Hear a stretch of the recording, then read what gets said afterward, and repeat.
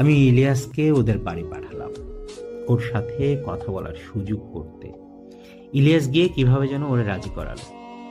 আমরা ভিডিও কলে কথা বললাম। কাঁদতে কাঁদতে মেয়েটার ফর্সা গাল লাল হয়ে গিয়েছে, চোখ মুখ ফুলে গিয়েছে। কোনো রকমে পরিস্থিতি শান্ত করলাম সেদিন। সরকারি মেডিকেলে চান্স পাওয়ার সম্ভাবনা তো নেই, প্রাইভেটে হলেও আমার শারমিনকে ডাক্তার বানাবো। কুমিল্লার কাবিলাতে ইস্টার্ন মেডিকেল কলেজ, সেখানে অ্যাডমিন অফিসার হিসেবে আছেন আমাদের এলাকার বড় ভাই কামরুল ভাই। ওনার সাথে যোগাযোগ করি।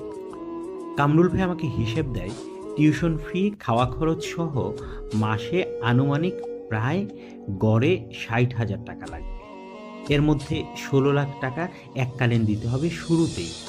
এরপর প্রতি মাসে অ্যাভারেজ 20,000 টাকা করে দিতে হবে, হোস্টেল, ডাইনিং, বইপত্র, প্রপসের খরচ ইত্যাদি ইত্যাদি।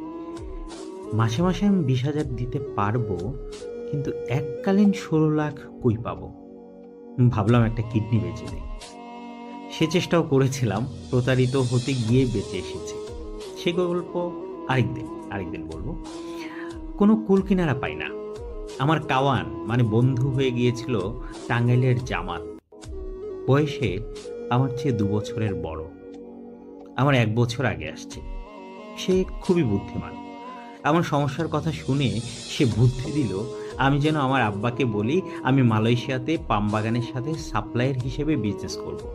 আমার বস খুব ভালো মানুষ, আমাকে সে বিজনেস করার সুযোগ দিয়েছে, তবে সেখানে 16 লাখ টাকা ইনভেস্ট করতে হবে। আমিও ডরে ভয়ে প্রথমে আম্মারে কইলাম। এরপর বড় মামাকে কনফারেন্স কলে নিয়ে দুজনকে রাজি করাইলাম।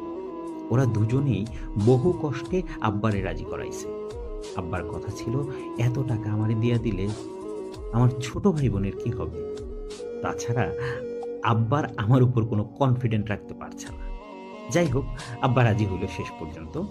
কিন্তু ঝামেলা আরেক জায়গায়। আব্বার চাকুরি আরো 1 বছর আছে, এরপর এলপিআর, এর পরে পেনশন পাবে। সব মিলিয়ে টাকা হাতে পাইতে আরো 3 বছরের ব্যাপার।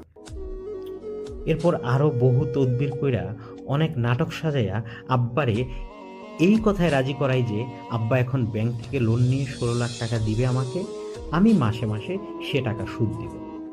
যেই কথা সেই কাজ। রিটায়ারের কাছাকাছি সময়ে এসে তার লোন পাইতে সমস্যা হয়নি।